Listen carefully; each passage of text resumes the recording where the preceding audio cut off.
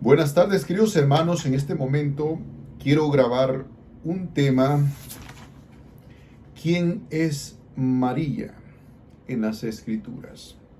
Queridos hermanos, nosotros, tanto católicos como no católicos, tenemos muchos problemas en lo que creemos. Tenemos que tener un conocimiento.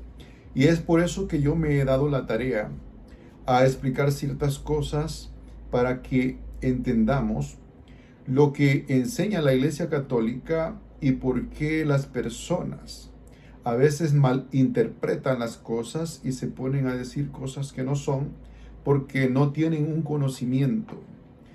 Queridos hermanos, en este momento quiero hacer lo que es una tipología lingüística. Es lo que aquí dice el significado es comparación de lenguas para clasificarlas y establecer entre ellas relaciones, genealogías o no. Se estudian los de sus sistemas fonológicos, uh, morfológicos y sintéticos. Esto, queridos hermanos, es lo que es una rama de la teología. La tipología es también lo que se usa en la ciencia para poder tipear la sangre, para ver el tipo de sangre de las personas, pero aquí lo estamos viendo lo que es la lingüística. Queridos hermanos, es necesario que sepamos interpretar los géneros literarios, históricos y algunas otras cosas que nos pueden ayudar para poder entender las escrituras. Nosotros los católicos, queridos hermanos, celebramos lo que son tres formas de dar culto. Una, queridos hermanos, se llama dulía, que esto se le da la veneración a los santos, y lo que se le da solamente a la Virgen se le llama hiperdulía. Y también está el culto que es estrictamente solo para Dios y es un oficiolatría, que es el oficio que hace para Dios. Es la adoración que el pueblo cristiano le da a Dios. Y solamente a Dios se le puede dar ese culto. Porque esto, queridos hermanos, la tría solo es para Dios. Por eso la palabra, cuando se habla de idolatría, es una palabra compuesta. Ido, que viene del ídolo, y la tría, que viene adoración. Entonces, queridos hermanos, si nosotros tenemos un entendimiento, miren, el culto que se le da a los santos, que se llama dulía, viene del griego dulia. Entonces, el significado de esta palabra quiere decir, viene de esclavitud, servidumbre y esclavo. Si podemos darnos cuenta, los mártires, los apóstoles, ellos fueron estrictamente, digamos, servidores o esclavos, incluso que llegaron hasta la muerte por Dios. Entonces nosotros les damos culto por aquello que estas personas fueron excepcionales, hicieron lo extraordinario para Dios, se sometieron a Dios, que fueron capaces de morir por Dios. Entonces nosotros estudiamos la vida de estas personas, por ejemplo, la vida de estos santos, para poder tener un entendimiento de que si estas personas fueron capaces de poder lograr esto, yo también puedo hacerlo. Y lo que se le llama hiperdulía viene del griego hiper. Hiper es una palabra que es, como se diría, exageración. Es algo que exagera. Como cuando Jesús le dijo, si tu ojo te es causa de pecado, sácatelo. Esto, Jesús está haciendo lo que es un hipérbole. ¿Por qué? Porque no es precisamente que te vas a sacar un ojo, pero te está diciendo que no puedes tener ni una duda que lo que te está diciendo así es. Entonces, la Virgen fue grande porque ella reconoció a Dios como el Todopoderoso y se sometió a Él no solamente como servidora, sino como una esclava. El esclavo no tiene decisión, queridos hermanos. El esclavo se somete en todo a su amo. Él no tiene decisión, él no dice qué hacer y qué no hacer. Él solamente cumple los deseos de su amo. Por eso es que esta mujer, queridos hermanos, es muy importante. Y también vamos a hacer lo que es una analogía. Una analogía, queridos hermanos, nos enseña de qué manera a nosotros, la analogía nos enseña. Ok, vamos así, dice, relación de semejanza entre cosas distintas, entre figuras y realidades, procedimientos litúrgicos mediante el cual se crean palabras o expresiones nuevas, o se transforman otras que ya existen, con el fin de acomodarlas a un determinado modelo. Esto significa analogía. Entonces nosotros, queridos hermanos, vamos a hacer en este momento un estudio bíblico, lo que es la tipología y lo que es una analogía. Porque en el Antiguo Testamento, queridos hermanos, se hizo lo que es una, digamos, una figura, como cuando un arquitecto hace una maqueta, hace los edificios, le pone su jardín, le pone su piscina, pero solamente está en una maqueta. Pero en el Nuevo Testamento ya tenemos el edificio completo, pero no deja de tener la misma figura. O sea, se parece, pero aquí ya es real, ya no es una figura. Entonces, queridos hermanos, en el Antiguo Testamento vamos a empezar a ver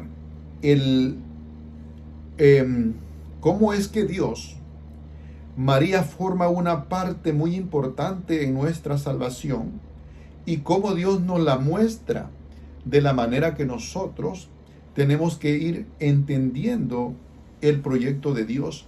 Pero si no nos dejamos guiar por las verdaderas personas que quedaron para que nos guiaran a la verdad completa, para que pudiéramos estar en un conocimiento verdadero y no en un conocimiento que cualquier persona enseñe, de un entendimiento que cada persona entiende de diferente forma.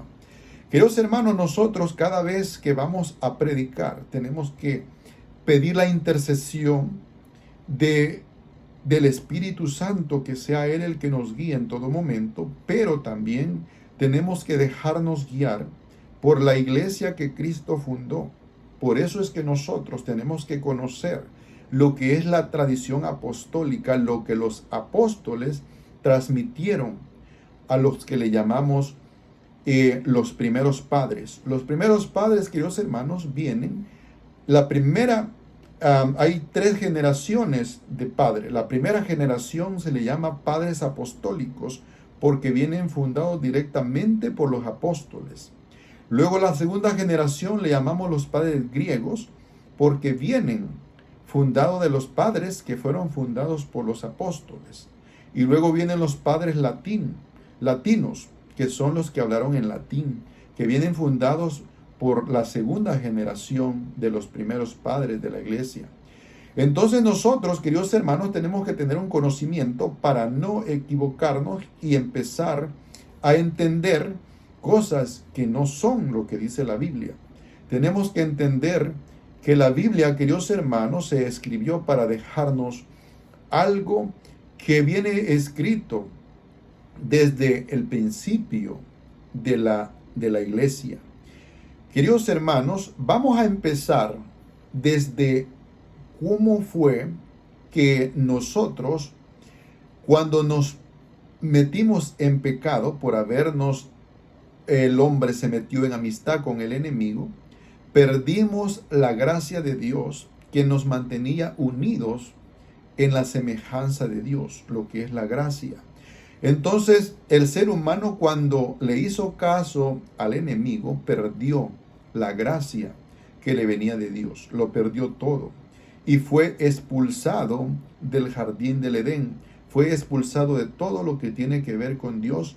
Pero sucede lo que le llamamos nosotros, lo que es el protoevangelio.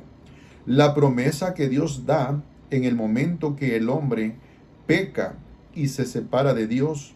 El hombre es echado del jardín del Edén, pero sin embargo, Dios le da una promesa que en un momento Él lo va a rescatar de donde cayó por la desobediencia y por haberle hecho caso al enemigo y haberse hecho su amigo. Porque, queridos hermanos, nosotros, por la culpa del pecado de un solo hombre, nacemos nosotros fuera de la gracia. ¿Por qué? Porque perdimos. Voy a ponerlo de esta manera. Supongamos que tú perteneces a un país y tú pierdes tu ciudadanía de ese país y te echan a otro país. Entonces tus hijos nacen ciudadanos de otro país menos del que tú eras ciudadano. Tanto tú y tus hijos nacen fuera de la ciudadanía de ese país. Entonces eso nos pasó a nosotros. Cuando Adán y Eva pecaron, Dios los expulsó de lo que era la gracia de Dios, de lo que era la amistad de Él. Entonces todos nosotros nacemos fuera de la ciudadanía de Dios. Entonces es necesario volvernos a bautizar para poder obtener aquella ciudadanía que perdimos por causa del pecado. Pero vamos a ver cómo Dios nos va mostrando en figuras en el Antiguo Testamento para que vayamos entendiendo cuando Él nos rescata las figuras que tenían en el Antiguo Testamento. Porque miren, queridos hermanos, vamos a poner un edificio de 3 pisos. Antes de Abraham, entonces estaba lo que eran los paganos, los que tenían otros dioses, incluyendo a Abraham. Todo era, digamos, el primer piso. Nadie era diferente a nadie. Todos vivían obedeciendo a otros dioses. Después Dios se escoge a Abraham y le da la promesa que si él es obediente y se mantiene lo que él le manda, de él va a ser una generación que va a ser una descendencia que no va a ser posible contarla. Lo pone a ver el cielo, que cuente las estrellas del cielo, y le dice, así como es el cielo estrellado, así va a ser tu descendencia. Mira las arenas del mar, si tú las puedes contar, así va a ser tu descendencia. Es la promesa que le hizo Dios a Abraham. Entonces ahí entra lo que es el Antiguo Testamento, sería lo que es el segundo piso de un edificio. Entonces, el pueblo que viene, el pueblo de Israel, que son las 12 tribus de Israel, están un poquito arriba de lo que son los paganos. Tienen la promesa de la tierra prometida, pero la promesa no llega hasta ahí. Entonces, Dios promete darle un día a un rey para siempre, no como el rey David, sino que un rey que iba a reinar toda la eternidad. Entonces, queridos hermanos, el reino viene y lo toma Jesús, y el reino de Jesús es en los cielos, no en la tierra. Entonces, la primera alianza era para aquí en esta tierra, era una tierra prometida, la que se le llama Jerusalén. Pero nosotros tenemos la promesa que es la tierra del cielo, la Jerusalén celestial, no terrenal. Entonces, queridos hermanos, venimos nosotros, viene Jesús, rescata al ser humano con su muerte. Él nos rescata y nos manda el bautismo para poder ser hijos de Dios. Entonces, queridos hermanos, nosotros pasamos a un tercer piso. La iglesia cristiana pasa a ser un tercer piso. Entonces nosotros ya estamos sobre el primer pacto. Veamos lo que pasó cuando Adán y Eva pecaron, lo que Dios le promete a la humanidad. Dice así en Génesis 15 dice: enemistad pondré entre ti y la mujer, y entre tu linaje y su linaje. Él te pisará la cabeza mientras tú acechas su carcañar. A la mujer le dijo: tantas haré tus fatigas cuanto seas tus embarazos. Con dolor parirás los hijos, hacia tu marido irá tu apetencia, y él te dominará. Palabra de Dios. Aquí, queridos hermanos, podemos ver que cuando Dios vio que el ser humano había pecado, acuérdense que llamó a Adán, le dijo que por qué había comido del fruto. Y él le dijo: la mujer que tú me diste me dio de comer y yo comí. Entonces Dios fue con la mujer y le dijo: ¿por qué comiste del fruto? Y ella le dice: la serpiente me engañó. La serpiente me dio a comer. Entonces Dios maldijo a la serpiente y maldijo también a la humanidad en Eva y en Adán. Entonces pone una enemistad entre la serpiente y la mujer, pero le dice a la serpiente que la mujer le va a aplastar la cabeza y que ella solamente le va a poder morder el carcañar. Queridos hermanos, esto tiene mucha enseñanza teológica. Lo que es el pecado es donde el enemigo puede entrar y dañarnos, mordernos, pero él no tiene el poder para podernos derrotar, sino que hay una mujer, y de esa descendencia de la mujer le van a poder aplastar la cabeza.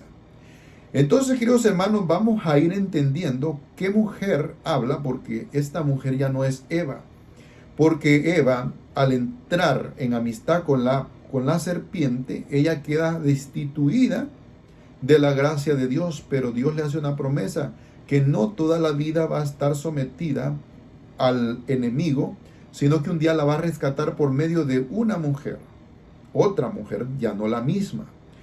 Entonces, queridos hermanos, si nosotros no entendemos las escrituras, le podemos decir a la escritura que diga cosas que no dice. Por eso es muy importante dejarnos guiar por las escrituras. Nosotros tenemos una oración que le llamamos el rosario, y tenemos algo que se le llaman letanías, que se le dan unas letanías a la Virgen. Se le dice puerta del cielo y también se le dice arca de la alianza. En este momento quiero que veamos lo que es este título de arca de la alianza, porque a María se le dan títulos. Yo, cuando no estudiaba las escrituras, yo decía: ¿por qué Dios no dejó más cosas en la Biblia para poder entender que Él dejaba algo que pudiéramos hacer por María? Dios no dijo nada. Pero me doy cuenta, queridos hermanos, estudiando, que hay más de lo que yo pude imaginar o que tú puedas imaginar. Toda la Biblia, queridos hermanos, desde el Génesis, que es el principio, el primer libro de la Biblia, hasta el Apocalipsis, Dios habla y hace ver que Él habla de esta mujer, y que esta mujer es algo muy especial en el plan de salvación. Entonces nosotros no podemos dejar de hablar de esta mujer solo porque las personas que están en desobediencia y no aceptan a la iglesia atacan. Nosotros tenemos que tener un conocimiento para que estas personas no nos engañen, no nos hagan caer en pecado solo porque ellos no aceptan lo que está en las escrituras. Queridos hermanos, hay muchas personas que se creen conocer a Dios, pero la verdad es que en su desobediencia ven la palabra de Dios, estudian la palabra de Dios, pero no la entienden. Entonces nosotros, queridos hermanos, tenemos que tener un conocimiento de por qué la iglesia celebra, le da alabanza a María y dice que María es nuestra madre. Queridos hermanos, la ignorancia de las personas cuando fueron católicos, no quisieron estudiar la Biblia. Y cuando dejaron de ser católicos, ahora estudian la Biblia y la estudian mal.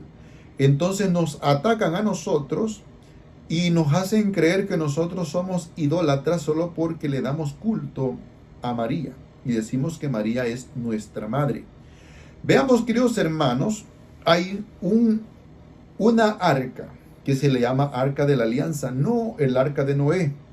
Este es un cofre que se guarda aquí las tablas de la ley, el maná y el bastón de Aarón. Queridos hermanos, vamos a ver lo que Dios manda específicamente cuando hace esta cajita. La manda a hacer de la mejor madera, la manda a cubrir con el mejor material que existe, que es el oro puro, no cualquier oro. Le manda a poner todo de oro por dentro y por fuera. Hace esta cajita, lo hace del mejor material. E incluso esta cajita, cuando el pueblo de Israel cruzó el Jordán, cuando los sacerdotes tocaron el agua, el río, él se abrió para que el pueblo de Israel pudiera cruzar. Queridos hermanos, esta cajita era muy importante para el pueblo de Israel. Cuando el pueblo de Israel estaba bien con Dios, estaban obedeciendo los mandamientos y no estaban en rebeldía, eran invencibles, porque la gloria de Dios iba con ellos. Llevaban esta cajita y esta cajita tenía un gran poder para que ellos vencieran al enemigo. Pero no era la cajita, sino que era la presencia de Dios, la gloria de Dios que iba acompañándolos por medio de esa cajita. Esa cajita era muy importante. Por eso el primer pacto está unido a esa cajita y al templo de Jerusalén. ¿Por qué? Porque donde estaba esa cajita, queridos hermanos, era donde el sumo sacerdote cada año entraba con sangre de machos cabrillos y lo que hacía era que untaba, hacía una aspersión sobre la cajita y los pecados de Israel quedaban perdonados. Entonces, esto era muy importante, pero esto era una figura de lo que sería el Nuevo Testamento.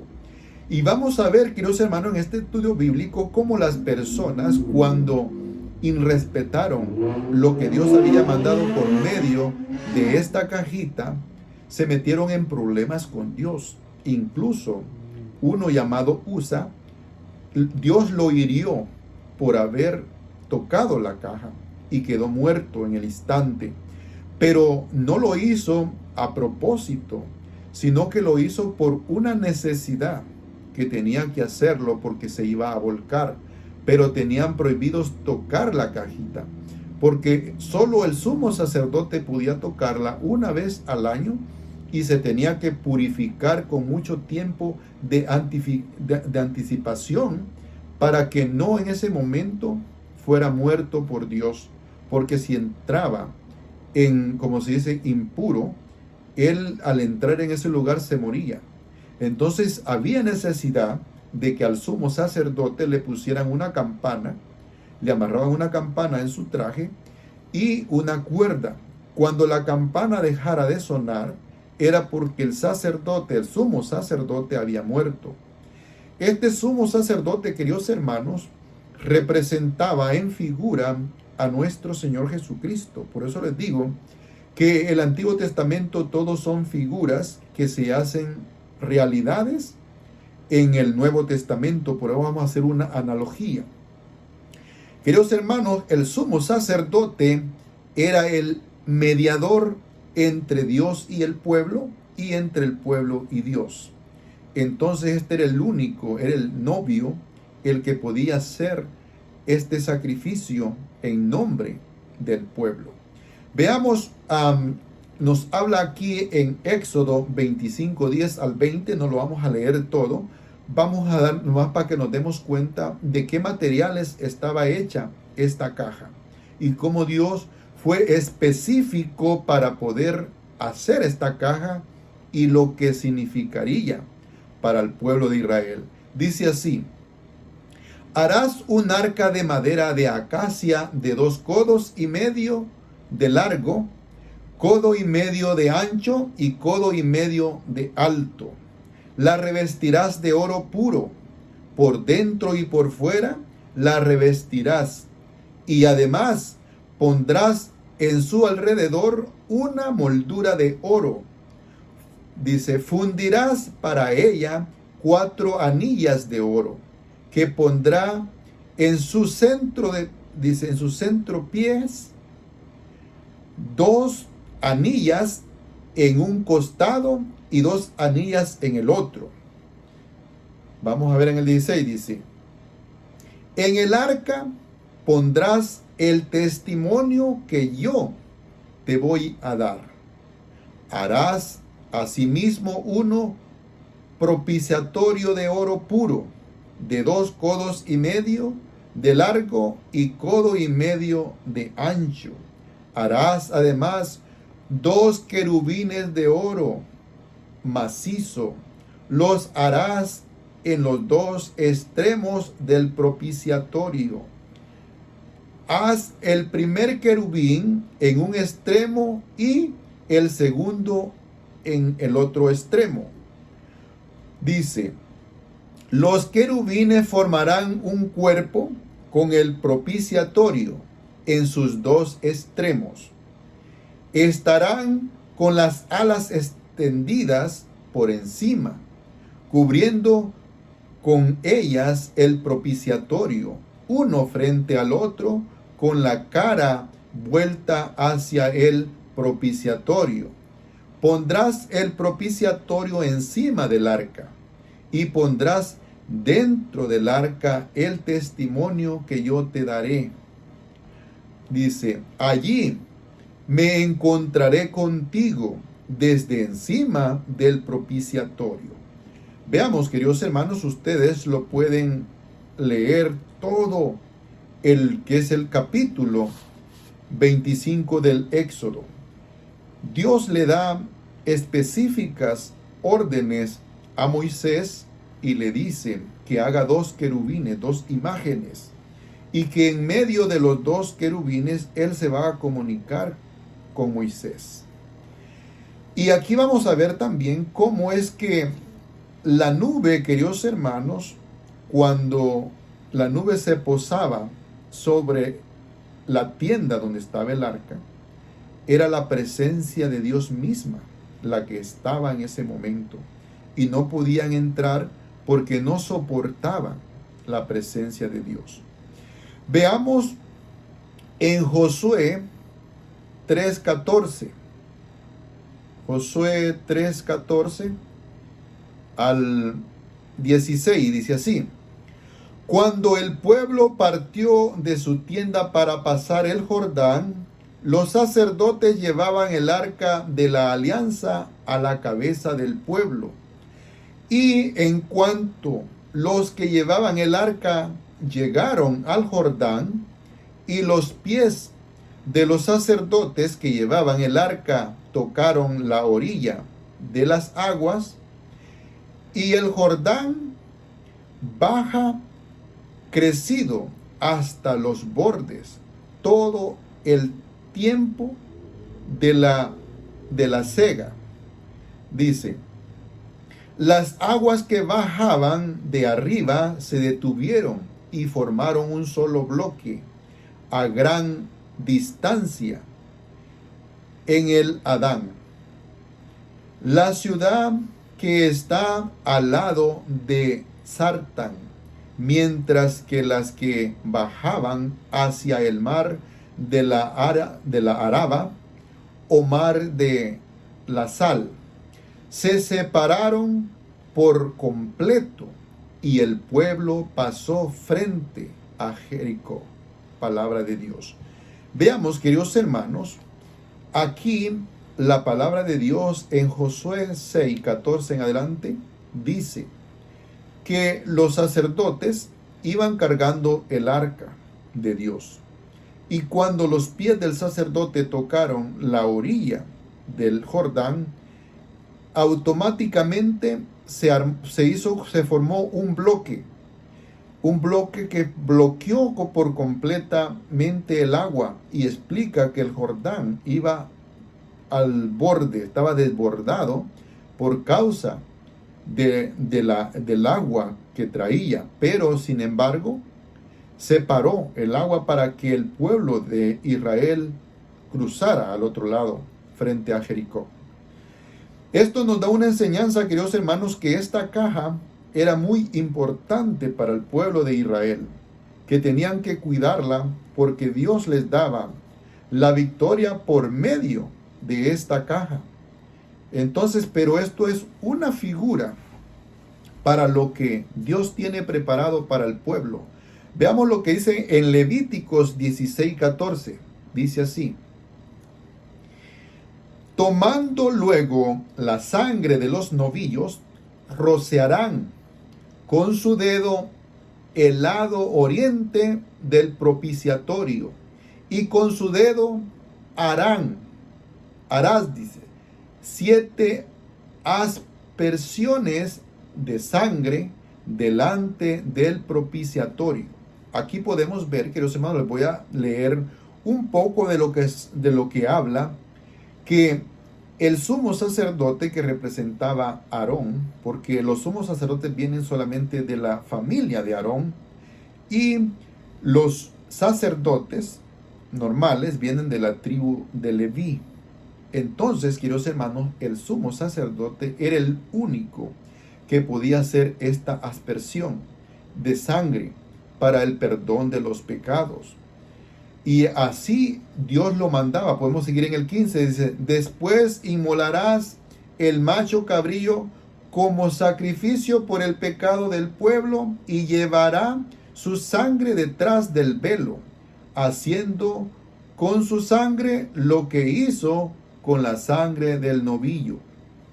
Entonces nos está diciendo, queridos hermanos, que el sumo sacerdote tenía que hacer esta aspersión de sangre sobre el arca para que el pueblo de Israel fuera perdonado. Cada año se tenía que hacer este culto. Veamos por qué era tan importante esta arca de la alianza. Veámosla en Hebreos 9:3, y dice así: detrás del segundo velo se hallaba la parte de la tienda llamada Santo de los Santos, que contenía el altar de oro para el incienso, el arca de la alianza completamente cubierta de oro, y en ella la urna de oro con el maná, la vara de Aarón que retoñó, y las tablas de la alianza. Palabra de Dios. Esta arca contenía, queridos hermanos, lo que es las tablas de la ley, el maná y el bastón de Aarón que reverdeció. Esto en figuras, queridos hermanos, representaba a Cristo. Por eso esta cajita era tan importante. ¿Por qué? Porque veamos, queridos hermanos, vamos a ver, lo voy a presentar con la palabra de Dios para que veamos que estas tres cosas representan a Cristo.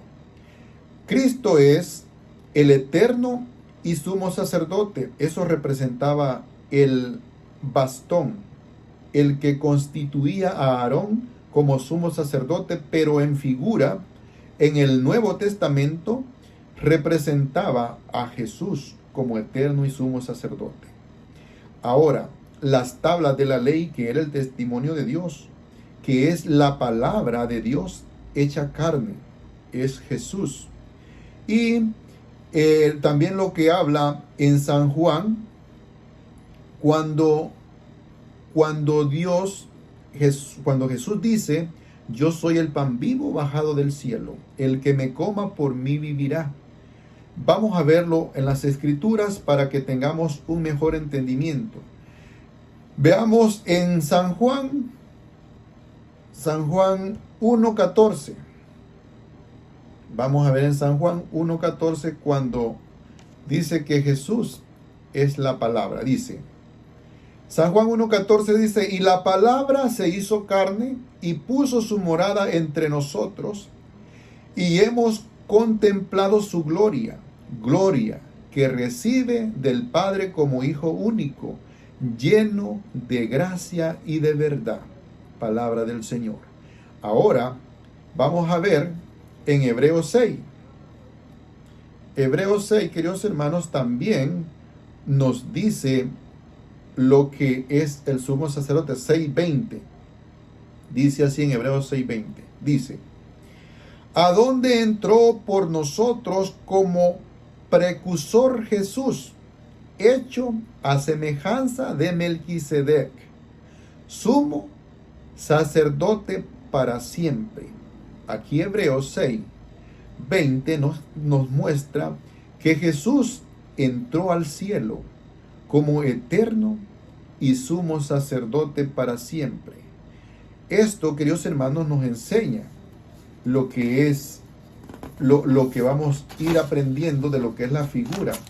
Ahora veamos en San Juan 6:48, cuando Jesús dice que Él es el pan vivo que baja del cielo. San Juan 6:48 dice así, yo soy el pan de la vida. Vuestros padres comieron el maná en el desierto y murieron.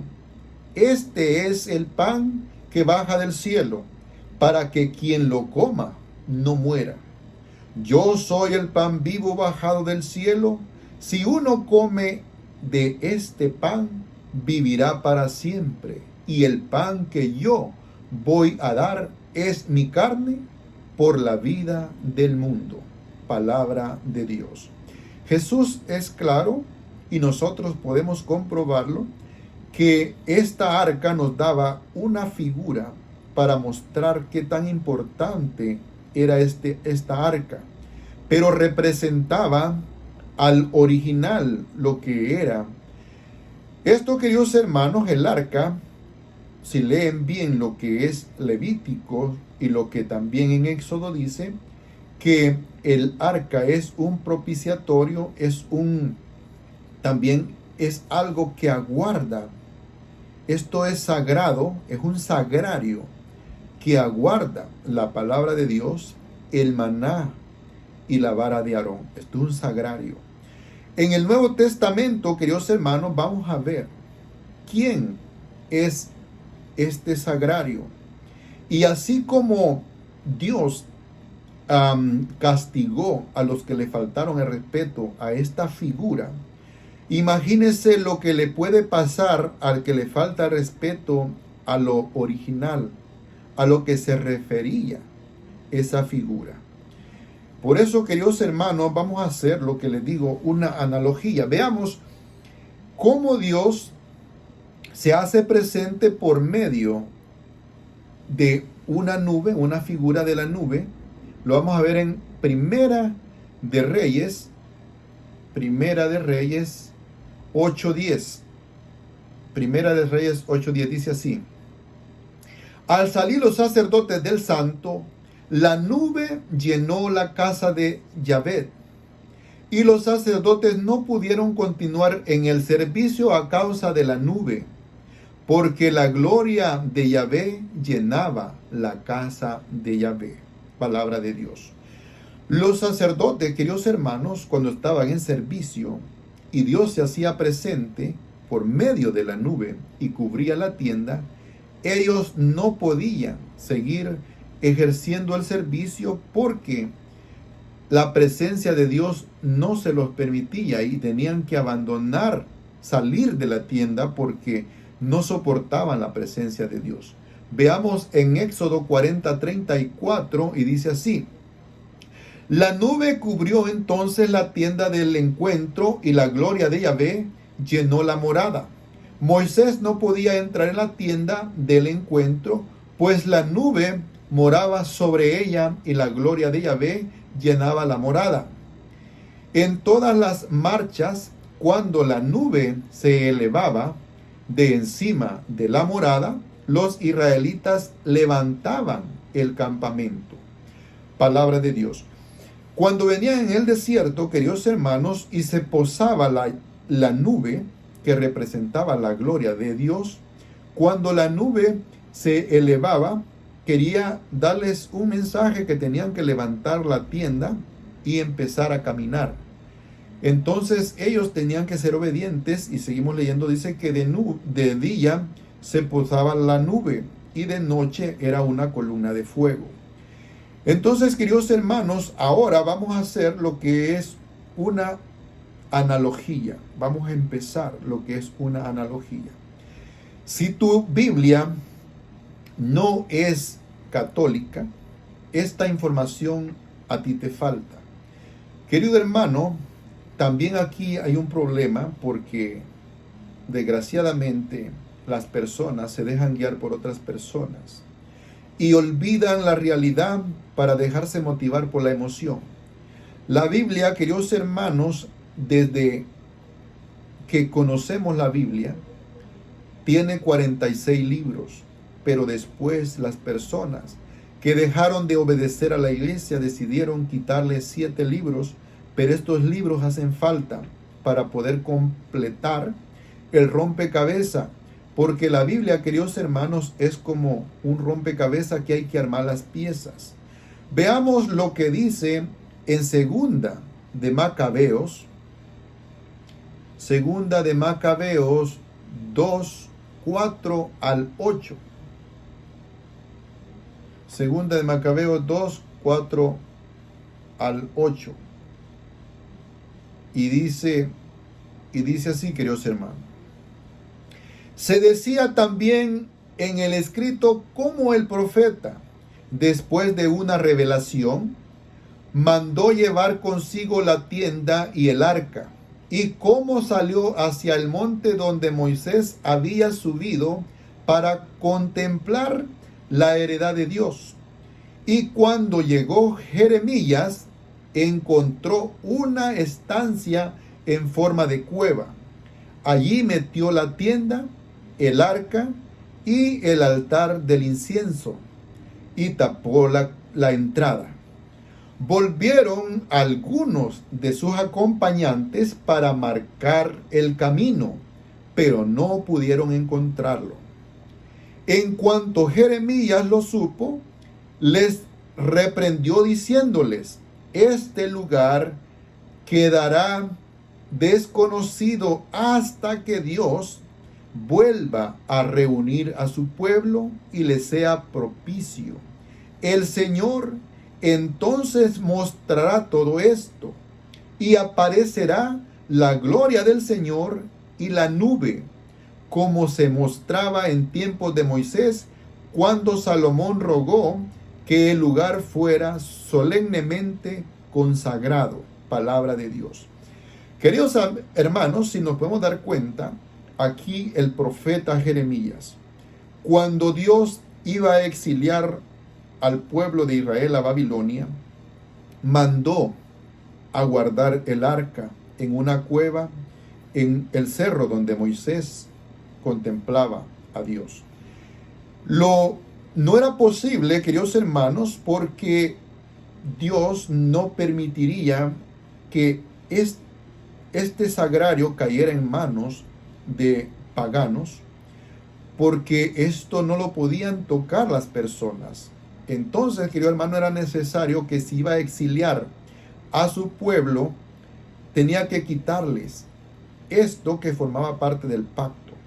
Los dejaba ir, queridos hermanos, fuera del pacto. ¿Por qué? Porque ellos habían desobedecido a Dios, se habían metido en idolatría.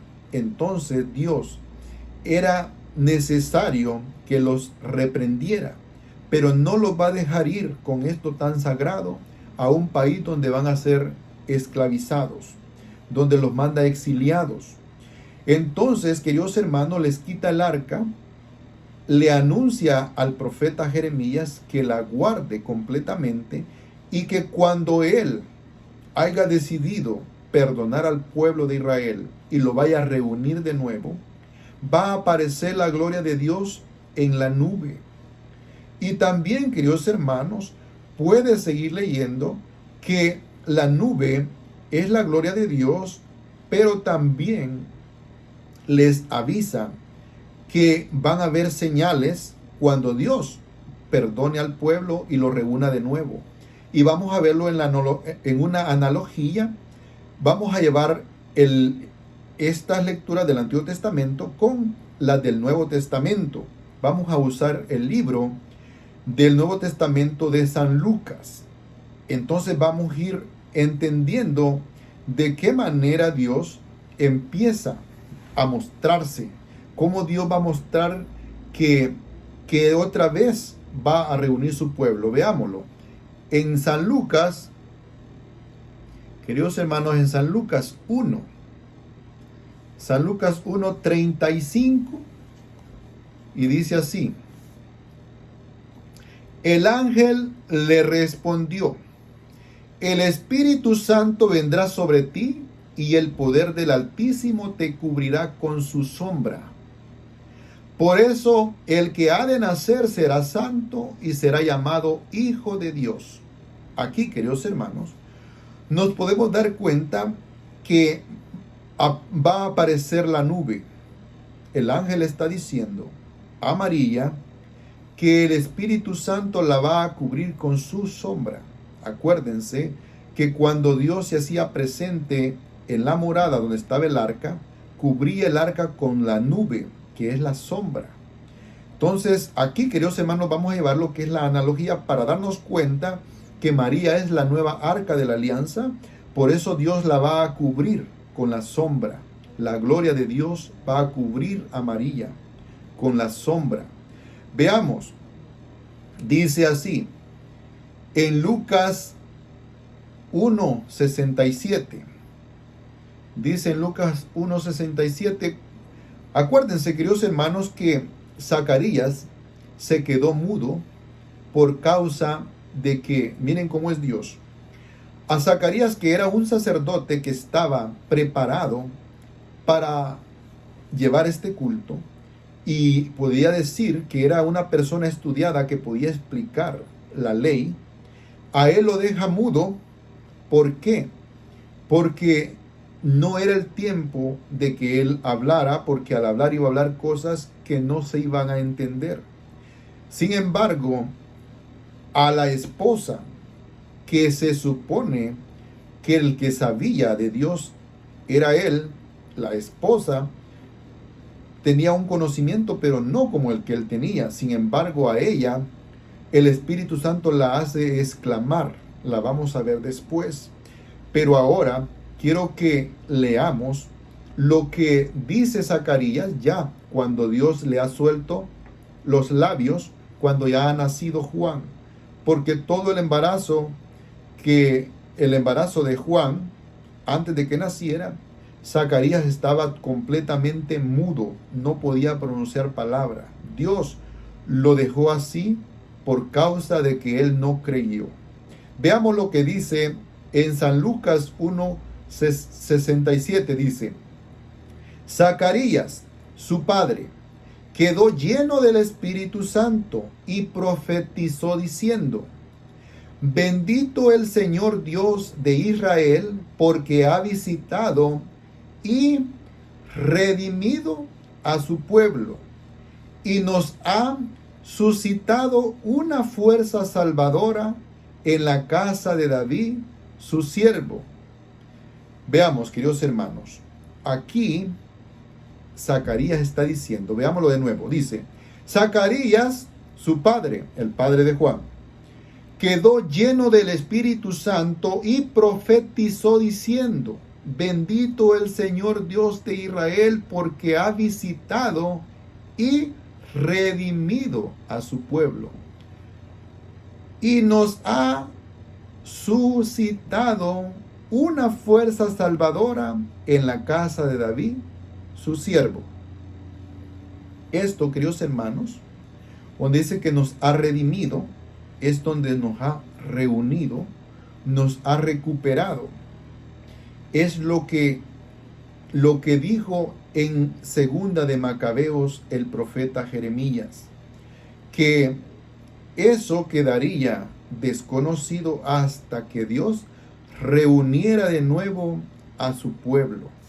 Y allí, queridos hermanos, es donde empezamos a ver de cómo Dios empieza a obrar. Veamos por qué nosotros los católicos predicamos de esto y por qué para nosotros es muy importante.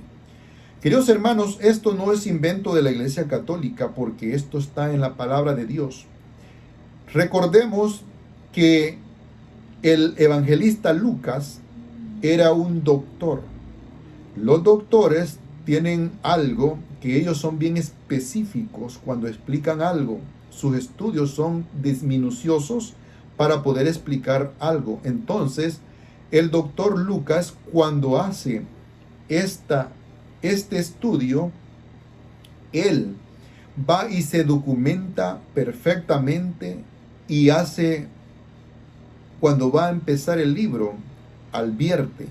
Y es bueno que tú y yo tengamos un conocimiento. Veamos, dice en San Lucas 1, dice: puesto que muchos han intentado narrar ordenadamente las cosas que se han verificado entre nosotros, tal como nos la han transmitido los que desde el principio fueron testigos oculares y servidores de la palabra. He decidido yo también, después de haber investigado diligentemente todo desde los orígenes, escribirte por su orden, ilustre Teófilo, para que conozcas la solidez de las enseñanzas que has recibido. Palabra de Dios. Queridos hermanos,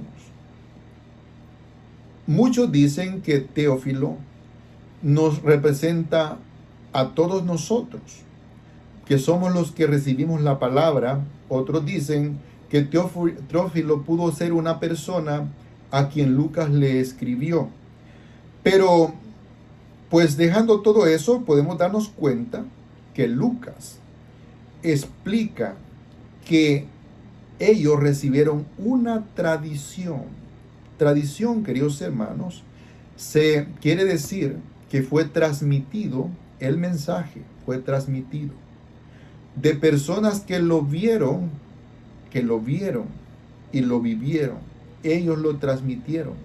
Entonces Lucas hizo un estudio de todo esto y lo puso en el libro y lo va a narrar completamente.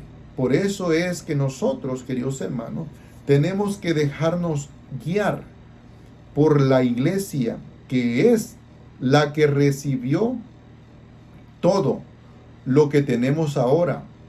Veamos, queridos hermanos, vamos a parar aquí porque no quiero grabar mucho. Este primer tema lo voy a hacer de 1 hora. Queridos hermanos, lo que podemos encontrar aquí, esto es una analogía. Vamos a comparar lo del Antiguo Testamento con lo Nuevo para poder ir entendiendo las Escrituras. ¿Por qué nosotros los católicos decimos que María es el nueva arca de la alianza? ¿Por qué María, queridos hermanos, nosotros decimos que es el arca del Apocalipsis? En el Apocalipsis 12, cuando se abre el santuario de Dios en el cielo, aparece el arca y automáticamente del arca aparece la mujer. Es por eso, queridos hermanos, que nosotros como católicos tenemos que tener un entendimiento de que la iglesia tiene un conocimiento y tiene la autoridad para enseñarnos todo lo que nos enseña. Queridos hermanos, nosotros solamente no tenemos que ser soberbios, tenemos que dejarnos guiar, porque Dios puso un magisterio. Acuérdate, aunque él predicaba a todo el pueblo, se escogió específicamente a 12 apóstoles. Los constituyó apóstoles y los envió a predicar lo que él les enseñaba. De estos 12 apóstoles se escogió al líder de los 12, que fue en ese momento Pedro. Entonces, queridos hermanos, la iglesia no se acaba con la muerte de los apóstoles, porque la iglesia tiene que estar hasta que Cristo regrese a juzgar a vivos y a muertos. En la iglesia, queridos hermanos, siempre habrán buenos y malos, gente que llega al extremo de conocer, de someterse a Dios, y gente que vive de las cosas de Dios. Entonces, en aquel día, queridos hermanos, Dios nos va a juzgar y nos va a dar a cada uno según nuestras obras, como lo dice Apocalipsis 1:7 en adelante. Nosotros vamos a ser juzgados por nuestras obras, pero tenemos que estar cimentados en la iglesia que Cristo fundó. Porque, queridos hermanos, nosotros no entendemos el misterio de Dios, pero sin embargo tenemos que obedecerlo, porque Dios es el único que nos da a conocer sus misterios.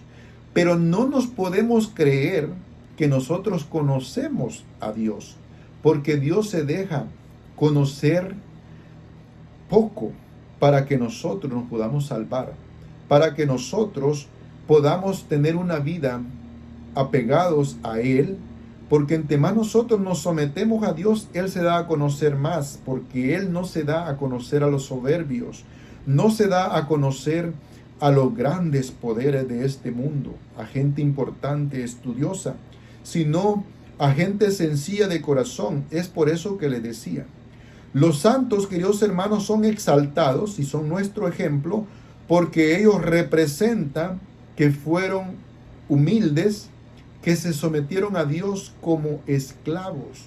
Por eso se les da culto, porque ellos, acuérdense lo que Cristo le dijo a Juan y a Santiago, que el que quiera ser grande, tiene que hacerse el servidor de todos. Ese es el ejemplo que nosotros tenemos de los apóstoles, de los mártires que han muerto por causa del testimonio de Dios. Y yo tengo un ejemplo y me puedo dar cuenta que si un santo lo logró de esa manera, yo también puedo someter mi orgullo, puedo someter todo aquello que me aparta de Dios y puedo vivir de la manera que vivió este santo. Él me motiva para que yo pueda llegar también a una santidad, porque santidad, queridos hermanos, no la vive el que no peca, sino que santidad es esforzarse por no pecar, por ser obediente a Dios. Y cuando pecamos en alguna ocasión, Dios dejó el sacramento de la confesión de nuestros pecados por medio de un hombre que es el sacerdote.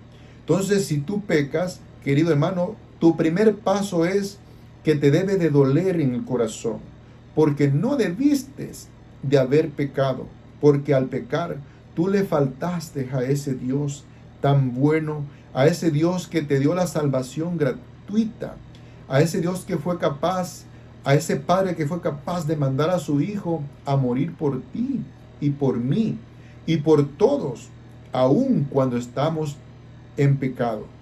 Por eso, queridos hermanos, cuando nosotros tenemos un encuentro con Dios, tenemos que conocer su palabra para que de esa manera nosotros podemos apegarnos al plan de Dios, poder convertirnos en verdad y darnos cuenta que estábamos, como dice San Pablo, estábamos muertos por causa del pecado. Eso lo puedes encontrar en Efesios 2, desde el 1 en adelante. Queridos hermanos, nosotros estamos en este mundo, pero no le pertenecemos al mundo. Nosotros no tenemos que vivir como las corrientes de este mundo, porque eso nos convertiría en muertos vivientes, que aunque respiremos y hablemos, la verdad es que estaremos muertos. Entonces, queridos hermanos, para no estar muertos, tenemos que obedecer a nuestro Señor Jesucristo. Tenemos que apegarnos a sus mandamientos para que nosotros podamos llegar un día a estar en la presencia de Dios. Por eso, queridos hermanos, nosotros tenemos que poner de nuestra parte, esforzarnos, y un día que nos encontremos con nuestro Señor Jesucristo, entonces Él nos va a recompensar. entonces nosotros vamos a esforzarnos, y aunque no lo logremos, porque nosotros, queridos hermanos, por obra no lo logramos, Dios es capaz de lograr lo que nosotros no podemos. Pues bien, queridos hermanos, Dios los bendiga y los veo en el otro. Y si te gustó esta enseñanza, por favor suscríbete al canal y dale like. Y vamos a seguir siempre haciendo